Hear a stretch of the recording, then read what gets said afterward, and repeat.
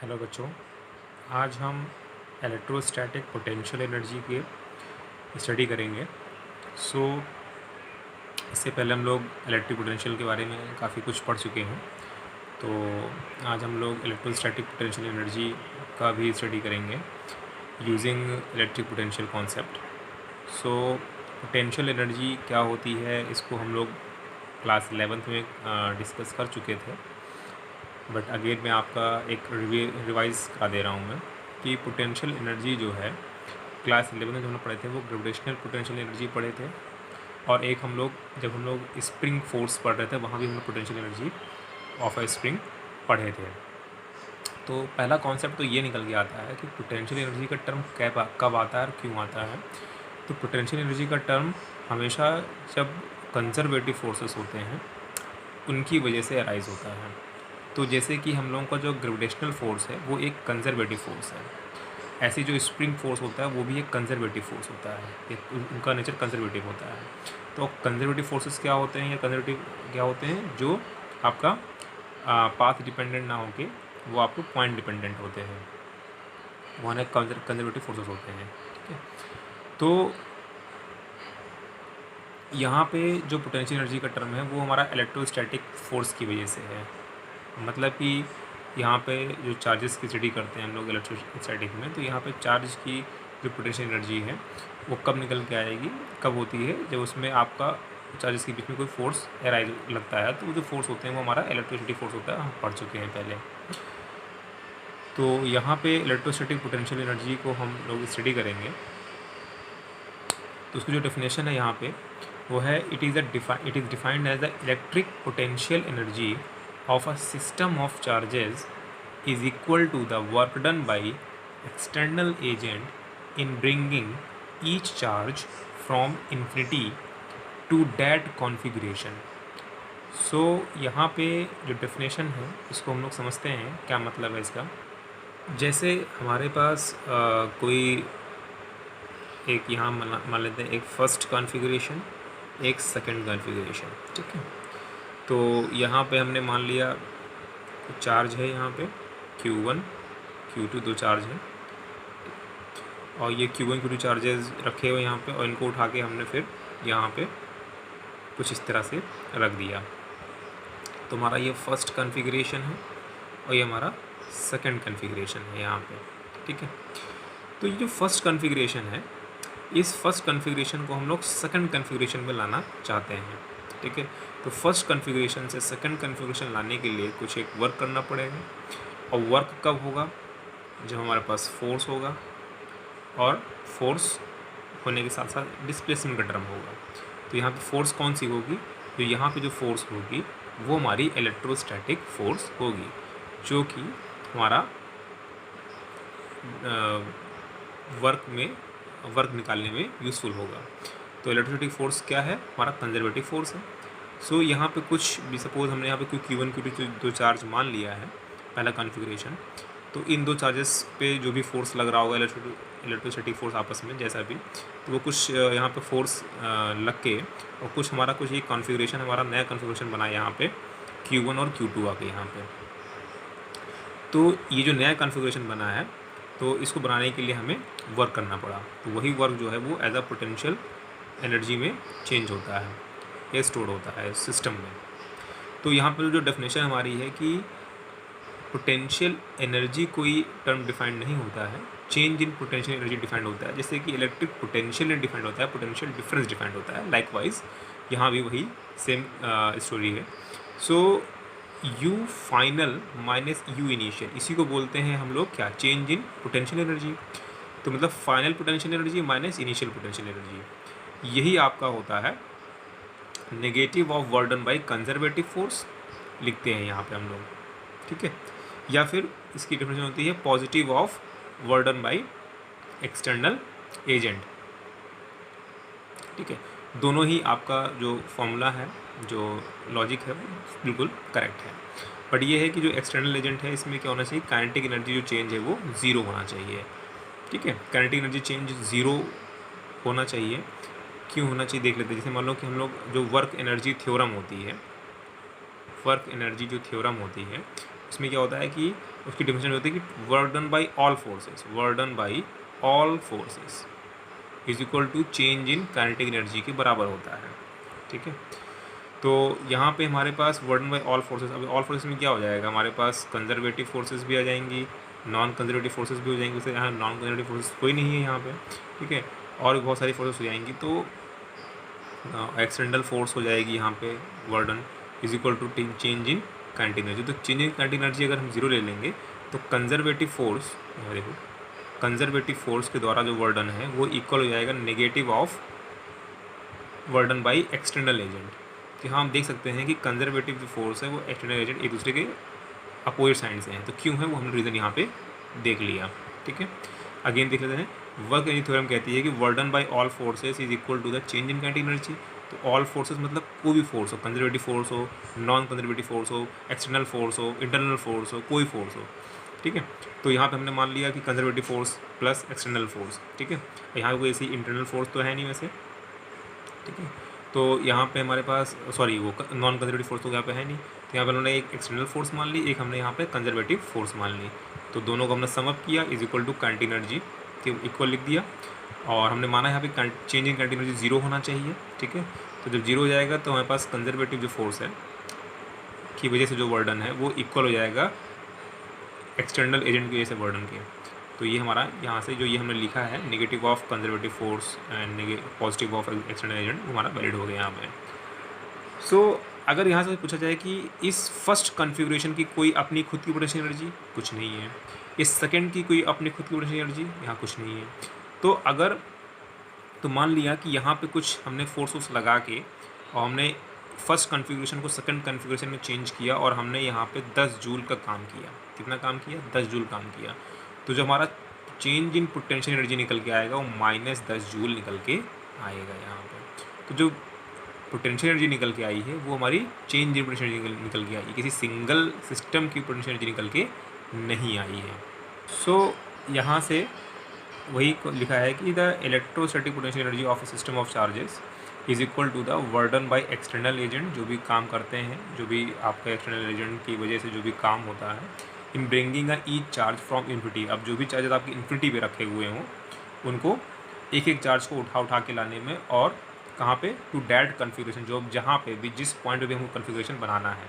जैसे सपोज़ कि हमने यहाँ पे Q1 Q2 दो चार्ज रखे हैं, ठीक है, और यहाँ पे हमने एक पॉइंट चूज़ किया कि हमें यहाँ पे कोई कन्फिग्रेशन बनाना है। तो ये दो चार्जेस आपके वो इन्फिनिटी पे रखे हुए हैं, पहले हमारे इन्फिनिटी पे रखे हुए हैं। तो इन मान लिया पहले हमने Q1 को उठा के यहाँ पे लेके आ गए, ठीक है, और यहाँ पे लाके Q1 रख दिया। तो पहले चार्ज को उठा के लाने में हम कोई भी वर्क डन नहीं होता है, पहले चार्ज को उठाने में कोई वर्क डन क्यों नहीं होता है, ठीक है। तो यहाँ पे जो कोई भी काम नहीं हुआ यहाँ पे।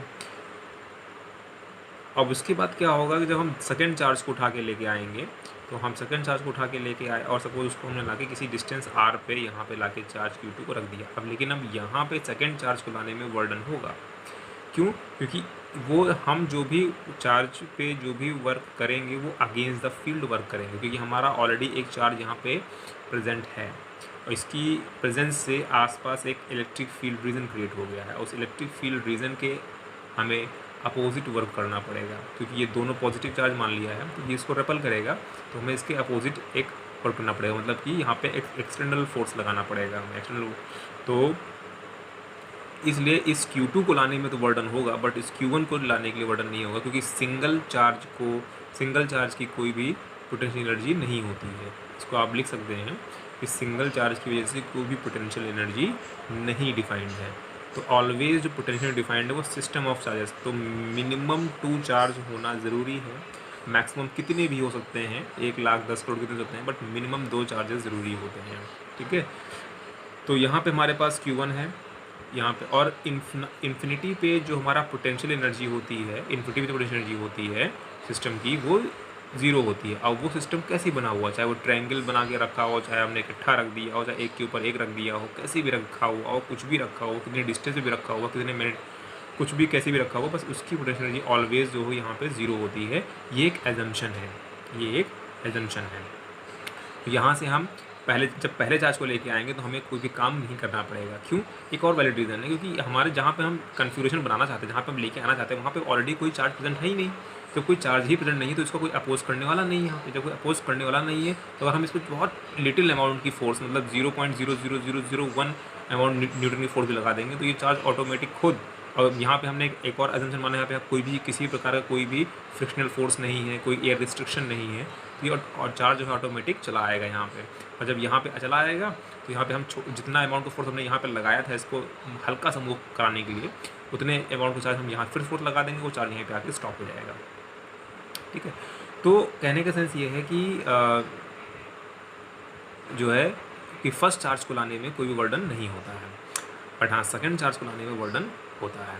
क्यों? क्योंकि उसकी कि जो हम फर्स्ट चार्ज लेके आए हैं उसने अपनी खुद की एक फील्ड वहाँ पे बना के रख दी है, क्रिएट कर दी है। सो यहाँ पे हमारे पास है change in potential energy, change in potential energy is equal to final potential energy minus initial potential energy is equal to negative of conservative forces और इलेक्ट्रोस्टैटिक फोर्सेस। तो कंजर्वेटिव फोर्सेस एक जनरल टर्म हो गया, इसमें आपको spring force है, gravitational force सब आ गया, लेकिन हम चूँकि हम इस चैप्टर में हम लोग इलेक्ट्रोस्टैटिक की बात कर रहे हैं इसलिए हमने यहाँ पे और करके इलेक्ट्रोस्टैटिक फोर्स भी लिख दिया है। या फिर इसको लिख सकते हैं positive of वर्डन by external agent, ये भी हमने लिख दिया है। तो ये कब है? Where change in current energy is equal to zero. इसको हमने अभी आपको एक्सप्लेन कर दिया है वर्क एनर्जी थ्योरम को यूज़ करके। ठीक है, सो अब आके नेक्स्ट चलते हैं हम लोग। यहाँ पे हमने फिर से वही माना कि Q1 Q2 दो चार्जेस यहाँ पे रखे हुए हैं।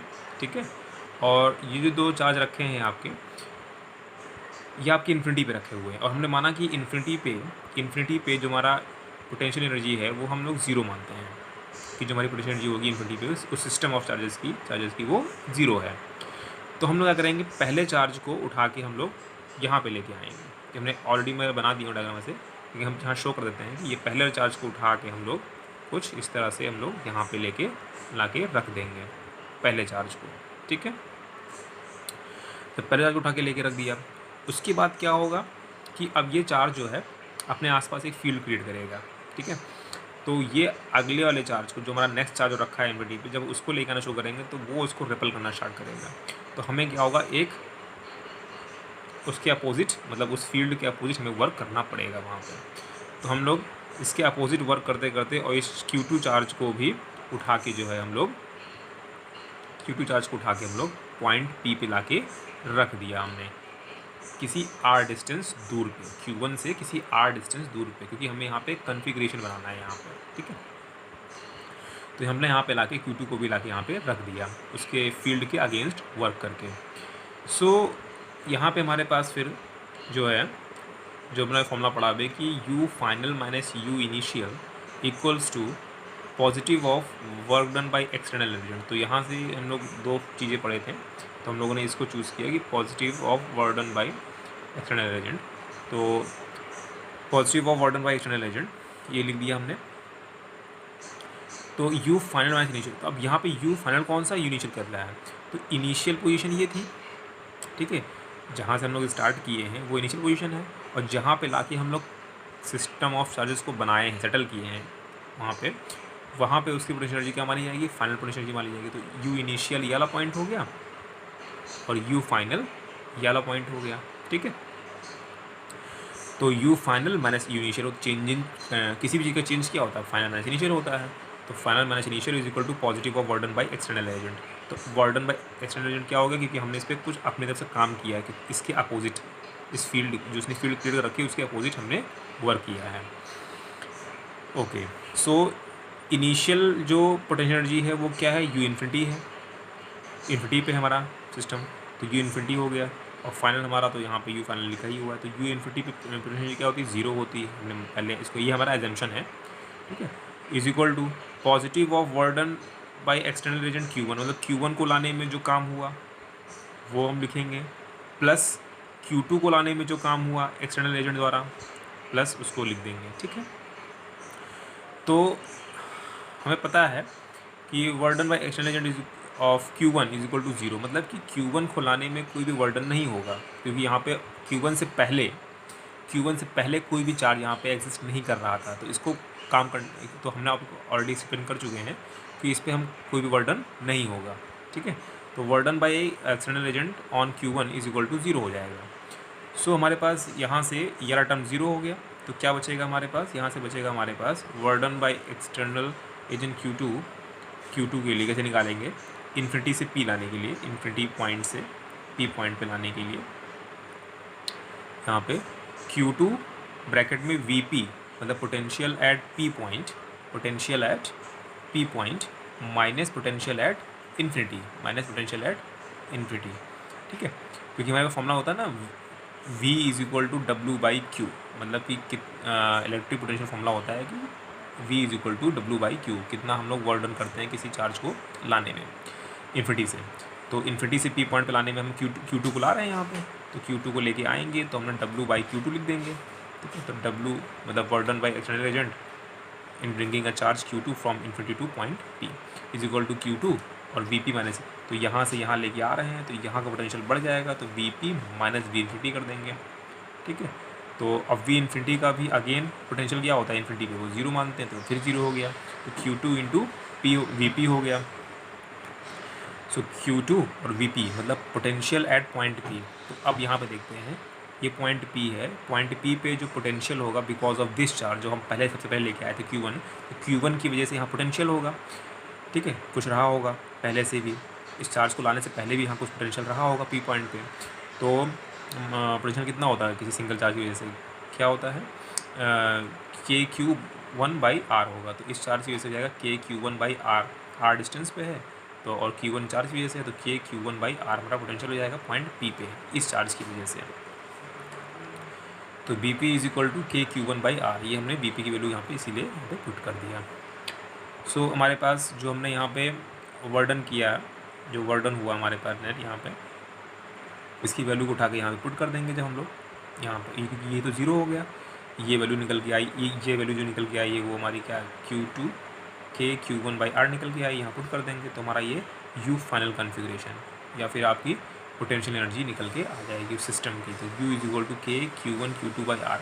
अब जो पोटेंशियल एनर्जी ये निकल के आई है ये इस सिस्टम की पोटेंशियल एनर्जी निकल के यहाँ पे आ गई है, जिसको हम लोग फाइनल पोटेंशियल एनर्जी बोल सकते हैं यहाँ पे। जो values of Q1 and Q2 putting with sign, तो यहाँ पे जो भी आपको Q1 Q2 को साइन विद साइन पुट करना होगा, मतलब अगर पॉजिटिव है तो पॉजिटिव, अगर दोनों पॉजिटिव तो दोनों पॉजिटिव पुट करेंगे, अगर एक पॉजिटिव नेगेटिव तो पॉजिटिव नेगेटिव दोनों पुट, मतलब कि विद साइन हम लोग यहाँ पे उसको यूज़ करेंगे।